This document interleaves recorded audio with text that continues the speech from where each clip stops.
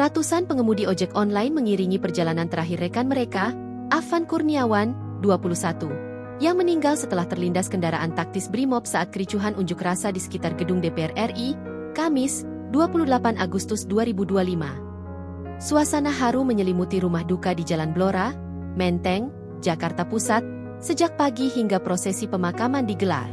Sekitar pukul 9.30 WIB, mobil jenazah yang membawa jasad Afan mulai bergerak meninggalkan rumah duka.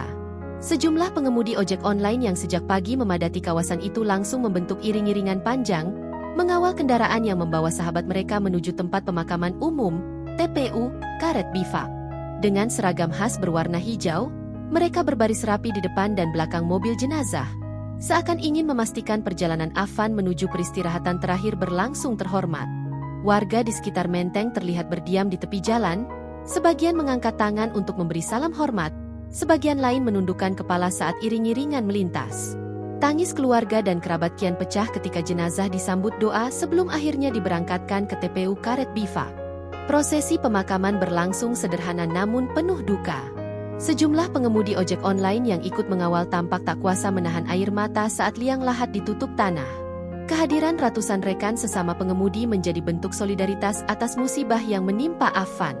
Mereka menilai, kepergian pemuda yang sehari-hari menggantungkan hidup dari mengantar penumpang dan pesanan makanan itu bukan sekadar kehilangan bagi keluarga, tetapi juga bagi komunitas besar pengemudi ojek online di Jakarta.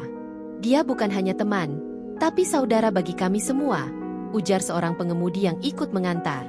Sejak Kamis malam, rumah duka Afan tak pernah sepi. Rekan-rekannya berdatangan untuk melayat, memberikan doa, dan menyampaikan bela sungkawa. Kehadiran massa yang begitu besar pada prosesi pemakaman hari ini mencerminkan kuatnya ikatan kebersamaan di antara mereka. Afan Kurniawan dikenang sebagai sosok pekerja keras dan sederhana. Jenazahnya kini telah dimakamkan, namun peristiwa tragis yang merenggut nyawanya meninggalkan duka mendalam sekaligus menyisakan pertanyaan besar yang menuntut keadilan. Download Tribun X sekarang, menghadirkan lokal menjadi Indonesia.